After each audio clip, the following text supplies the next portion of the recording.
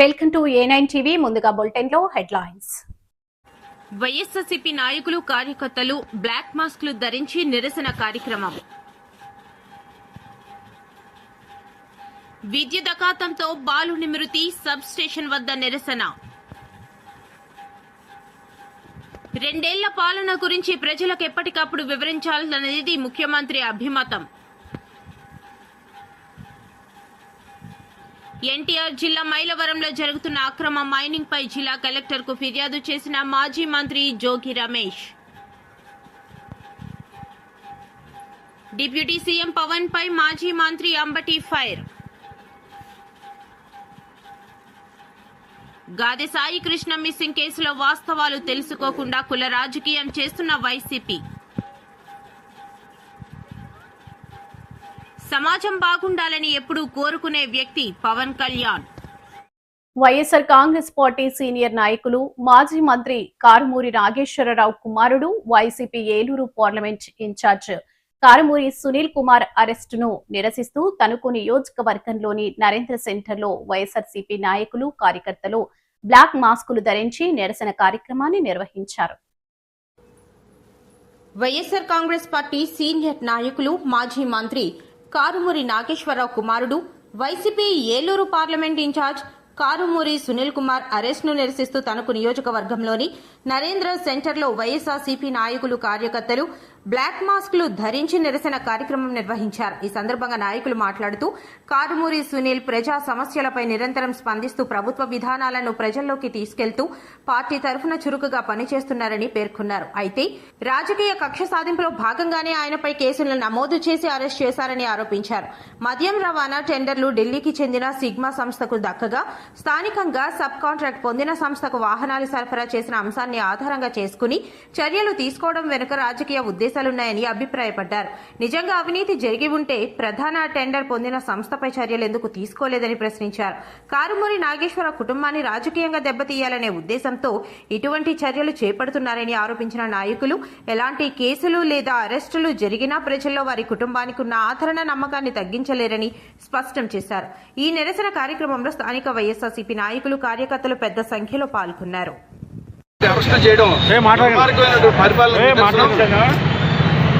ఈ నిదర్శనంలో భాగంగా వైఎస్ఆర్ కాంగ్రెస్ పార్టీ తణుకు నియోజకవర్గం అంతా కూడా కారుమూరి వెంకట నాగేశ్వరరావు గారి కుటుంబానికి, ప్రత్యేకంగా యువ నాయకుడు సునీల్ కుమార్కి మేమంతా కూడా ఆయన మద్దతుగా ఉన్నామని తెలియజేయడం కోసమే ఈరోజు ఈ కార్యక్రమం నిర్వహించడం జరిగింది. వైఎస్ఆర్ కాంగ్రెస్ పార్టీ తణుకు నియోజకవర్గం కాకుండా అనేక రకమైనటువంటి బీసీ సంఘాలు కానీ, అలాగే మానవత్వం ఉన్నటువంటి వ్యక్తులు కానీ చెప్పేది ఏంటంటే ఇది అన్యాయమైన అరెస్టు, ఈ అరెస్టుకి ఎవరు భయపడే పరిస్థితి లేదు.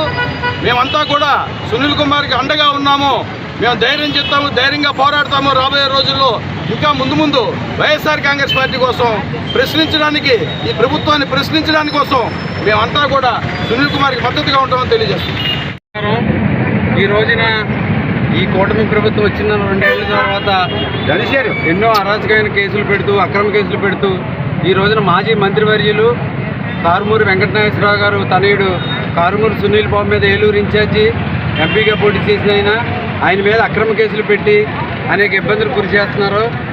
ఎందుకంటే ఇది ఆ కేసు ఏమీ లేని కేసుని ఈ నాగేశ్వరరావు గారి మీద ఉన్న ఇదితోటి తణుకు నియోజకవర్గ ఇన్ఛార్జిగా ఉన్నారు. ఆయన ఎన్నో కార్యక్రమాలు ఇక్కడ ప్రజల తరఫున పోరాటాలు చేస్తున్నారు. ఆయన చేస్తూ మమ్మల్ని అందరినీ కూడా ముందుకు నడిపిస్తున్నారు.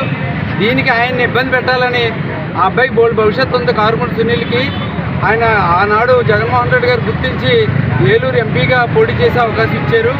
ఆ అబ్బాయి ఎదుగుతున్నాడని ఇక్కడ నాగేశ్వరరావు. విద్యుత్ ఘాతుత్వంతో బాలుడి మృతి, సబ్ స్టేషన్ వద్ద నిరసన. విశాఖ జిల్లా భీమిలి నియోజకవర్గం మధురవాడ కొమ్మాది పార్టీలోని సాయిరాం కాలనీలో ఆదివారం ఉదయం జరిగిన ప్రమాదంలో పురిటి అఖిల్ అనే బాలుడు విద్యుత్ ఘాతంతో దుర్మరణం పాలయ్యాడు. విద్యుత్ అఘాతంతో బాలుడి మృతి, సబ్స్టేషన్ వద్ద నిరసన. విశాఖ జిల్లా భీమిలి నియోజకవర్గం మధురవాడ కొమ్మాది పరిధిలోని సాయిరాం కాలనీలో ఆదివారం ఉదయం జరిగిన ప్రమాదంలో 6 ఏళ్ల కురిటి అఖిల్ అనే బాలుడు విద్యుత్ అఘాతంతో దుర్మరణం పాలయ్యాడు. విజయనగరం జిల్లాకు చెందిన నారాయణరావు చిన్నమ్ముడు దంపతులు ఉపాధి కోసం వలస వచ్చి ఇక్కడి ఒక అపార్ట్మెంట్ లో వాచ్మెన్ గా పనిచేస్తున్నారు. ఆదివారం ఉదయం రోడ్డుపై క్రికెట్ ఆడుకుంటున్న అఖిల్ బంతి కోసం పక్కనే భూగర్భ విద్యుత్ పనులు జరుగుతున్న చోటుకి వెళ్లాడు. అక్కడ ప్రమాదవశాత్తు విద్యుత్ సరఫరా అవుతున్న ఎర్త్ తీగలు తగలడంతో తీవ్ర షాక్ కు గురై అక్కడికక్కడే మృతి చెందాడు. పిఎంపాలెం పోలీసులు కేసు నమోదు చేసి దర్యాప్తు చేస్తున్నారు. ఈపీడీసీఎల్ అధికారులు ప్రమాద స్థలాన్ని పరిశీలించి బాధ్యులపై చర్యలు తీసుకుంటామని తెలిపారు. న్యాయం కోసం సబ్ స్టేషన్ ముట్టడి. విద్యుత్ అధికారుల నిర్లక్ష్యం వల్లే బాలుడు చనిపోయాడని ఆగ్రహం వ్యక్తం చేస్తూ మృతుడి కుటుంబ సభ్యులు, వామపక్షాలు, స్థానిక టీడీపీ నాయకులు, కాలనీ వాసులు సోమవారం ఉదయం మధురవాడ విద్యుత్ సబ్ స్టేషన్ వద్ద నిరసన చేపట్టారు. బాధితులకు తక్షణమే న్యాయం చేయాలని డిమాండ్ చేస్తున్నారు.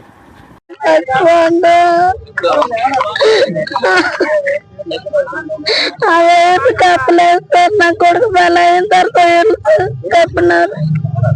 నా కొడుకు లేక నాకు దూరం అయినాడు. సార్ మాకు న్యాయం చేయాలి.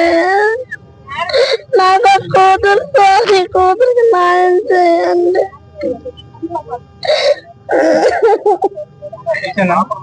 నిన్న ఉదయం 10 గంటలకి జరిగిన 6వ వార్డులో జీసీసీ లేఅవుట్లో రేణుకా అపార్ట్మెంటు ట్రాన్స్ఫారం దగ్గర ఈ కరెంటు ఎలక్ట్రికల్ డిపార్ట్మెంట్ నిర్లక్ష్యం, అలాగే రేణుకా అపార్ట్మెంట్ యాజమాన్యం నిర్లక్ష్యం, అలాగే ఈ మధురవాడ పరిసర ప్రాంతాల్లో cable, under ground cable electrical వేయడం ద్వారా ఆ కేబుల్ యాజమాన్యం ఈ ముగ్గురు వల్ల ఈ నిండి ప్రాణాలు, అఖిల్ అని కుర్రోడిది 6 సంవత్సరాల కుర్రోడిది నిండి ప్రాణాలు బలికోవడం జరిగింది. వాళ్ళ కుటుంబానికి ఇప్పటికి 24 గంటలు సమయం అయింది. ఎవరు కూడా స్పందించలేదు. ఏ డిపార్ట్మెంట్ నుంచి కూడా స్పందించలేదు. రాత్రి కూడా స్టేషన్ లో కూడా కంప్లైంట్ ఇవ్వడం జరిగింది. సిఐ గారు కూడా తక్షణం దాని మీద స్పందించి వాళ్ళందరూ కూడా పిలిచి, అయినా సరే ఇప్పటికి వచ్చి ఎవరిని కూడా ఆ తల్లిదండ్రులు కానీ ఇక్కడ గ్రామ పెద్దలు కానీ ఎవరిని కూడా వాళ్ళు స్పందించకుండా ఆ యాజమాన్యం కూడా ఆర్కే అప్పుడు రేణుకా అపార్ట్మెంట్ వారు అందరూ కూడా తాళాలు వేసుకుని స్విచ్లు ఆపేసి 2 ఏళ్ల పాలన గురించి ప్రజలకు ఎప్పటికప్పుడు వివరించాలనేది ముఖ్యమంత్రి అభిమతమని, దానిలో భాగంగా వరుస కార్యక్రమాలు నిర్వహిస్తున్నామని మంత్రి ఆనం రామనారాయణ రెడ్డి తెలిపారు. దేశవ్యాప్తంగా ధర్మాదాయ శాఖలో 2 సంవత్సరాల ప్రగతిపై ఆనం మాట్లాడుతూ 2019 నుంచి 24 మధ్య రాష్ట్రంలో విచ్ఛిన్నకరమైన వాతావరణం ఉందని విమర్శించారు. హిందూ ధర్మ ప్రచార ట్రస్ట్ చైర్మన్ గా మాజీ ఐఏఎస్ అధికారి అయినటువంటి దాసరి శ్రీనివాసులు గారు, ఈ శాఖకి ముఖ్య కార్యదర్శిగా ఉన్నటువంటి ఐఏఎస్ అధికారి శ్రీ హరి జవహర్ లాల్ గారు, శాఖ కమిషనర్ గారైనటువంటి శ్రీ రామచంద్రమోహన్ గారు, ఈ శాఖలో ఉన్నటువంటి సితా ఆర్గనైజేషన్కి డైరెక్టర్గా ఎంపిక కాబడినటువంటి శ్రీ ముక్తేశ్వరరావు గారు, మాజీ ఐఏఎస్ అధికారి, రాష్ట్ర బ్రాహ్మణ్ కార్పొరేషన్ చైర్మన్ శ్రీ బుచ్చి రాంప్రసాద్ గారు. ఇటీవలే ఈ యొక్క బ్రాహ్మణ్ కార్పొరేషన్ గతంలో ఎకనామికల్ బ్యాక్వర్డ్ డిపార్ట్మెంట్లో ఉంటే ఇది దేవాదాయ శాఖలో ఉండడం దీనికి అవసరమనేటువంటి ఉద్దేశంతో గతంలో చేసినటువంటి మార్పుల్ని మళ్ళీ సరిచేసి గౌరవ ముఖ్యమంత్రి గారు ఇటీవలే జీవో విడుదల చేసి బ్రాహ్మణ్ కార్పొరేషన్ని దేవాదాయ శాఖలోకి మార్పు చేయడం జరిగింది. వీరందరితో పాటు దేవాదాయ శాఖ అధికారులు, అలాగే ఇన్ఫర్మేషన్ పబ్లిక్ రిలేషన్స్ అధికారులు అందరూ కలిసి ఈరోజు ప్రధానంగా ఈ యొక్క సమావేశంలో పాల్గొంటున్నాం.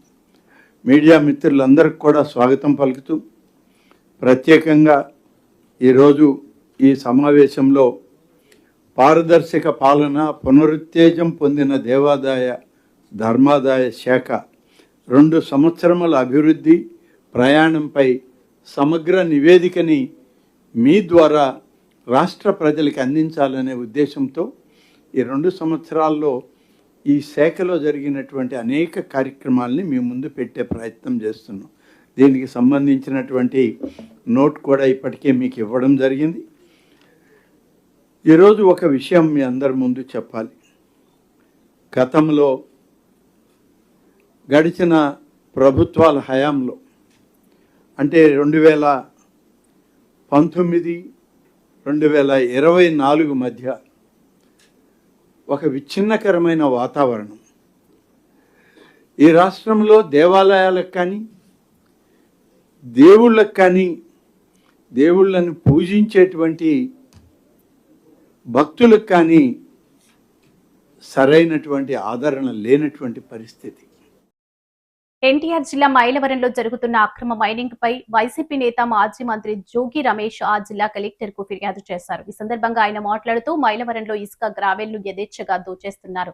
కేజీఎఫ్ 3ని మించిపోయేలా మైలవరంలో మైనింగ్ మాఫియా కొనసాగుతుంది. ఎమ్మెల్యే వసంత కృష్ణప్రసాద్ ఎలా దోచుకుంటున్నారో ఆధారాలతో సహా ఫిర్యాదు చేశాను.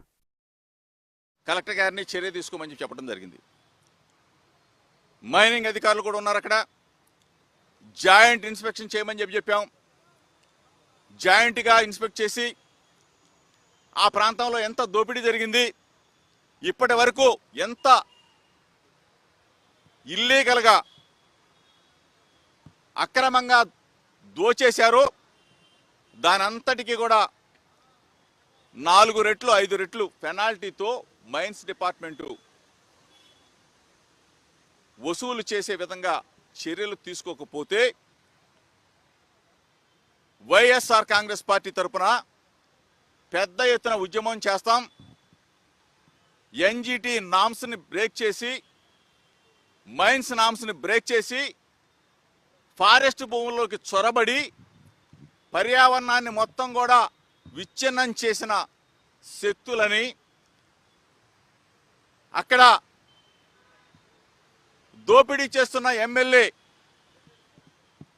పావలా ప్రసాద్ మనుషులని, పావలా ప్రసాద్ని తప్పనిసరిగా చట్టం ముందు నిలబెడతాం, దోషిగా నిలబెడతాం, బట్టలిప్పి నిలబెట్టే కార్యక్రమం చేస్తాం. ఎందుకంటే ప్రజాప్రతినిధిగా ప్రజలు ఎన్నుకున్నది ప్రజా సమస్యలు తీర్చమని, నియోజకవర్గంలో ప్రజలు పడుతున్న బాధల్ని కష్టాలని చూడమని.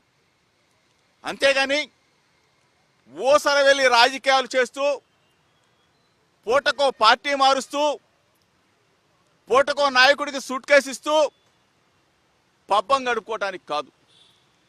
దయచేసి మీడియా మిత్రుల ద్వారా చెప్తా ఉన్నాను, రాష్ట్ర ప్రజలకు చెప్తా ఉన్నాను, మరీ ముఖ్యంగా తెలుగుదేశం పార్టీ నాయకులకు కూడా చెప్తా ఉన్నాను. పావలా ప్రసాద్ చేసే అరాచకాలని ఒక్కొక్కటిగా బయట పెడుతూ వస్తూ ఉన్నా. నిన్న కాక మొన్న దాములు ఇసుక కోరికెళ్ళా. ఆ ఇసుక కోరిలో ఏ విధంగా లారీలోళ్ళు ఆ ఇసుక కోరిలో పొక్కులైన్ 200 పొక్కులైన్ ఏ విధంగా పారిపోయినాయో మీడియా మిత్రులు అందరూ కూడా రాష్ట్ర ప్రయాణికానికి చూపించాడు, స్వయంగా చూపెట్టడం కూడా జరిగింది. నిన్న కందులపాడు, సేగిరెడ్డిపాడు గ్రావెల్ కేజీఎఫ్ 3 కోరిక వెళ్ళాం. వెళ్తే ఏ విధంగా అక్కడ ఉన్న పొక్కు లైన్లన్నీ కూడా పారిపోయినాయో, జనం పారిపోతామన్నారో మొత్తం కూడా షూట్ కూడా చేయడం కూడా జరిగింది. అంటే నేను ఇక్కడ నిర్భయంగా, ధైర్యంగా, దమ్ముగా కలెక్టర్ గారిని కలిసి ఇక్కడ మాట్లాడుతూ ఉన్నా. విజయవాడ నడిబొడ్డులో మాట్లాడుతూ ఉన్నా. అక్రమాలను ప్రశ్నిస్తున్నా, దోపిడీ 7 జన్మలెత్తినా ఏం చేయలేవు. డిప్యూటీ సీఎం పవన్ పై మాజీ మంత్రి Ambati fire. AP deputy CM Pawan Kalyan తీరుపై వైఎస్ఆర్ కాంగ్రెస్ పార్టీ సీనియర్ నేత మాజీ మంత్రి అంబటి రాంబాబు తీవ్ర స్థాయిలో విరుచుకుపడ్డారు. అమరావతిలో జరిగిన ప్రెస్ మీట్ లో ఆయన మాట్లాడుతూ పవన్ కళ్యాణ్ అనుసరిస్తున్న ద్వంద్వ వైఖరిని ఎండగట్టారు. విజయవాడ నడిబొడ్డులో ఇంత దారుణమైన సంఘటన జరిగితే 40 రోజుల వరకు మాట్లాడిన వాళ్ళు లేరు. మే 9వ తారీఖున జరిగినటువంటి సంఘటన సాయికృష్ణన్ మార్కాపురం నుంచి తీసుకొచ్చారు. మనకు అందుతున్న సమాచారం మేరకు 23వ తారీఖు చనిపోయాడు, 24వ తారీఖున క్రిమేషన్ చేశారు. ఇది అందుతున్న సమాచారం. వాస్తవాలు అవాస్తవాలు ఏంటో చెప్పవలసింది పోలీస్ డిపార్ట్మెంట్. ఇంత జరుగుతున్న పోలీస్ డిపార్ట్మెంట్ మాత్రం మూతికి ప్లాస్టర్ వేసుకుంది. ఎవ్వరూ మాట్లాడరు. ముఖ్యమంత్రి మాట్లాడు, హోంమంత్రి మాట్లాడరు, డీజీపీ మాట్లాడరు, కమిషనర్ కూడా మాట్లాడు. అసలు ఏం జరుగుతుందో తెలియదు. చెప్పడానికి ఎందుకు సందేహిస్తున్నారో నాకు అర్థం కావటం లేదు. అసలు కొన్ని వాస్తవాలు వింటుంటే how for it is true అనేది పోలీసు వారు చెప్పాలి. చాలా ఆశ్చర్యాన్ని కలిగిస్తున్నాయి. నాగరాజు అనే వ్యక్తిని ఇవాళ నేరారోపణలో పెట్టి ఒక ఎఫ్ఐఆర్ రిజిస్టర్ చేశారు. సరే, ఆ ఎఫ్ఐఆర్ లోపభూయిష్టమైన ఎఫ్ఐఆర్, దాన్ని ఇంతకుముందు చెప్పాను, మళ్ళా చెప్తాను. బహుశా ఆయనకి సహాయం చేయడం కోసం చేశారో లేకపోతే ఆతృతతో చేశారో, ఒక లోపభూయిష్టమైన లాలో నిలవలేనటువంటి ఒక ఎఫ్ఐఆర్ని 170/26 పేరుతో రిజిస్టర్ చేశారు. దాని మీద ఇన్వెస్టిగేషన్ చేస్తున్నామని రోజు పుంఖాలుగా టీవీలో వస్తున్నాయి. అసలు సాయికృష్ణ మార్కాపురం నుంచి ఎవరు తీసుకొచ్చారు? నాగరాజులు తీసుకొచ్చాడా? మాకు అందుతున్న సమాచారం మేరకు టాస్క్ ఫోర్స్ వెళ్ళి తీసుకొచ్చింది. టాస్క్ ఫోర్స్ ఎందుకు వెళ్లాల్సి వచ్చింది? టాస్క్ ఫోర్స్ ఎవరి ఆధీనంలో ఉంటుంది? నాగరాజు ఆధీనంలో ఉండదు, కృష్ణలంక పోలీస్ స్టేషన్ ఆధీనంలో ఉండదు, సాక్షాత్తు కమిషనర్ ఆధీనంలో ఉంటుంది, ఆయన ఆధ్వర్యంలో ఉంటుంది. కమిషనర్ గారి ఆదేశాలు లేకోకుండా టాస్క్ ఫోర్స్ ఒక అడుగు కూడా ముందుకు వేయదు. అంటే మార్కాపురంలో ఉన్నటువంటి సాయికృష్ణ ఏదో చిన్న పని చేసుకుంటున్నాడు అక్కడ. టాస్క్ ఫోర్స్ వెళ్ళి అతన్ని తీసుకొచ్చింది అంటే కమిషనర్కి తెలియదా? కమిషనర్ ఆదేశాలు లేకుండా వెళ్ళారా? ఒకవేళ నిజంగానే కమిషనర్ ఆదేశాలు లేకోకుండా వెళ్ళారంటే వాళ్ళు క్రమశిక్షణ రాహిత్యానికి పాల్పడ్డట్టే.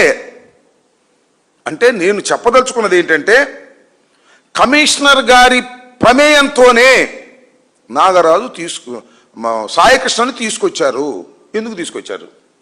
ఏమన్నా కొత్త నేరారోపణ ఏమైనా ఉన్నదా? లేక ఎన్బిడబ్ల్యూ మీద తీసుకొచ్చారా? ఎన్బిడబ్ల్యూ కోర్టు వారు ఇచ్చారు నాన్ బెయిలబుల్ వారెంట్. అతను హాజరు కాకపోతే కోర్టుకి అతని మీద కేసులు ఉన్నాయి.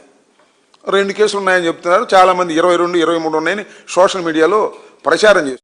గాదే సాయికృష్ణ మిస్సింగ్ కేసులో వాస్తవాలు తెలుసుకోకుండా కుల రాజకీయం చేస్తూ ప్రభుత్వాన్ని నిందించిన వైసీపీ నేతలు నోళ్లు నేడు మూతపడ్డాయని మంత్రి కొల్లు రవీంద్ర అన్నారు. సోమవారం మచిలీపట్నంలో ఆయన మాట్లాడుతూ సింగపూర్ పర్యటనను ముగించుకుని రాగానే సీఎం చంద్రబాబు బాధిత కుటుంబ సభ్యులతో మాట్లాడి న్యాయం చేస్తామని భరోసా ఇచ్చారని తెలిపారు.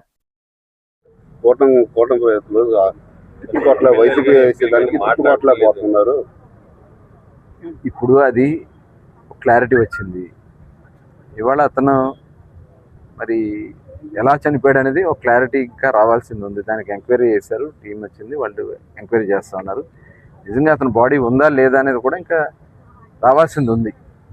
అది తర్వాత మీడియాలో వాళ్ళ తల్లి గారు వీళ్ళు మాట్లాడినటువంటి సందర్భంలో అది బయటకు తెలిసింది. తెలిసిన వెంటనే ముఖ్యమంత్రి గారు స్పందించడం జరిగింది. సింగపూర్ నుంచి వచ్చిన వెంటనే అధికారులను అందరిని కూర్చోబెట్టుకుని వారు మాట్లాడటం కూడా జరిగింది.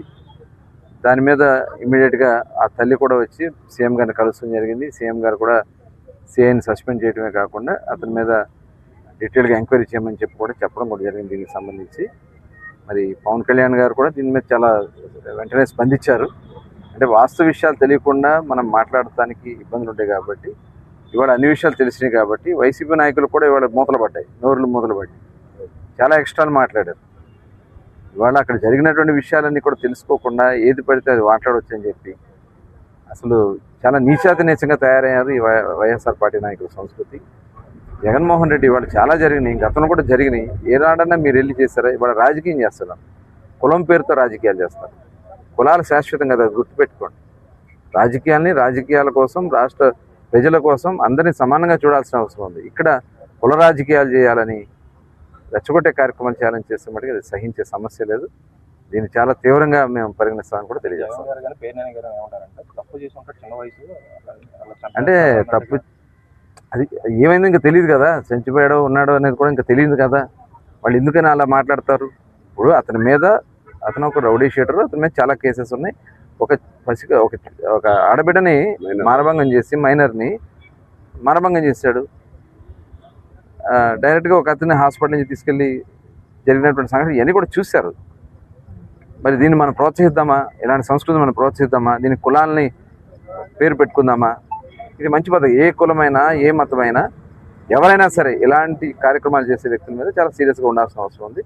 అయితే దీంట్లో ఏం జరిగింది అనేది ఖచ్చితంగా ఎంక్వైరీ చేస్తా ఉన్నారు. ఎవరైతే దీనికి చట్టపరంగానే వాళ్ళ మీద చర్యలు తీసుకోవాలి. నిజంగా ఎలాంటి ఎవరన్నా చేస్తే మటుకి సీరియస్గా చట్ట ప్రకారం చర్యలు తీసుకోవాలి. ఎవరన్నా దీంట్లో అతన్ని వేరే రకంగా చేస్తున్నట్టయితే వాళ్ళకి ఖచ్చితంగా మేము ప్రభుత్వ పరంగా వాళ్ళకి ఖచ్చితంగా చట్ట ప్రకారం వాళ్ళకి చర్యలు తీసుకోవాలి.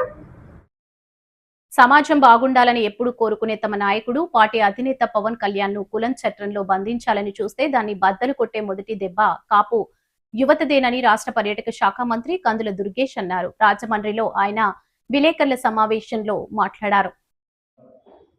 మీరు అధికారంలో ఉన్నారు కదా, ఎందుకు మాట్లాడారు? ఆ రోజున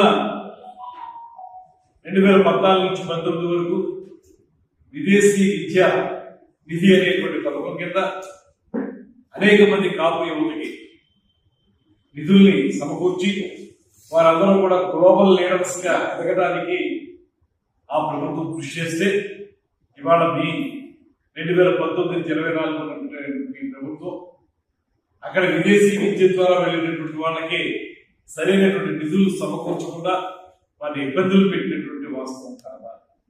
ఆ రోజులు మీరందరూ ఏం చేశారు? విద్యార్థులకు ఏమైనా బాసటగా నిలబడ్డారా? అదేవిధంగా కొట్టే సాయి అనేటువంటి ఒక జనసేన కార్యకర్త ఆ రోజున తిరుపతిలో ఆయన మీద అప్పటి ప్రభుత్వం పోలీసులు ఇబ్బందికరంగా మ్యాన్ హ్యాండ్లింగ్ కూడా చేస్తే ఆ రోజు మీరు ఎక్కడైనా కూడా ఒక ఆత్మీయ సమావేశం పెట్టారా? అతనికి సపోర్ట్గా ఏమైనా మాట్లాడగలిగారా? అదే సమయంలో పవన్ కళ్యాణ్ గారు ప్రత్యేకంగా అక్కడికి వెళ్ళి అతనికి బాసటగా నిలబడి ధైర్యం చెప్పి అతన్ని ఓదార్చి తిరిగి మేము మళ్ళీ మొన్న అధికారంలోకి వచ్చిన తర్వాత ఏకాఏకిగా ఆ కార్యకర్తని కాళహస్తి ఆలయానికి చైర్మన్ గా నిర్మించినటువంటి సందర్భం గుర్తు చేస్తాం. మీ జగన్మోహన్ రెడ్డి ఆధ్వర్యంలో ఏ రోజైనా ఒక సామాన్య కార్యకర్తగా ఆ స్థాయి బదిలించారా? ఒకసారి మీరు అందరూ ఆత్మావలోకం చేసుకోండి. మీకు ఇవాళ ఆత్మీయ సమావేశం ఎందుకు గుర్తుకొచ్చిందంటే ఇక మళ్ళీ మీ ప్రభుత్వం రాదనేటువంటి భయంతో ఏదో రకంగా కులాల మధ్య చిచ్చు పెట్టాలనేటువంటి మీ నాయకుడి యొక్క డైరెక్షన్లో ఈ రకమైనటువంటి సమావేశాలను ఏర్పాటు చేసుకున్నారు. అదేవిధంగా పవన్ కళ్యాణ్ గారు ఒక మాట స్పష్టంగా చెప్తా ఉన్నారు. తొలి నుంచి కూడా తాను పుట్టినటువంటి కులానికి గౌరవిస్తాను తప్పితే అంత మాత్రం చేత సమాజంలో కులాల మధ్య విభేదాలు ఉండకూడదు అనేటువంటి మాట ఇప్పుడు చెప్తా ఉన్నారు. సమాజ హితం కోరుకునేటువంటి వ్యక్తి పవన్ కళ్యాణ్ గారు. అందుకే ఇవాళ ఆయన ఏం చెప్పినా కులాల చట్టంలో ఆయన విడిపోకూడదు, అందులో బంధించబడకూడదు అనేటువంటి మాటతోటి ఆయన కార్యక్రమాన్ని నిర్వహించుకుంటూ వస్తున్నారు. అదే ఆయన విస్తృతమైనటువంటి వేదికల మీద కూడా చెప్తున్నారు. దాన్ని తప్పుబట్టి మరి నీకు కులాలు ఎదురైనప్పుడు పిఠాపురంలో ఎందుకు పోటీ చేసేవని ఒక గారు అడుగుతున్నారు. ప్రజాస్వామ్యంలో ఎవరైనా ఎక్కడి నుంచైనా పోటీ చేసేటువంటి అవకాశం ఉంది.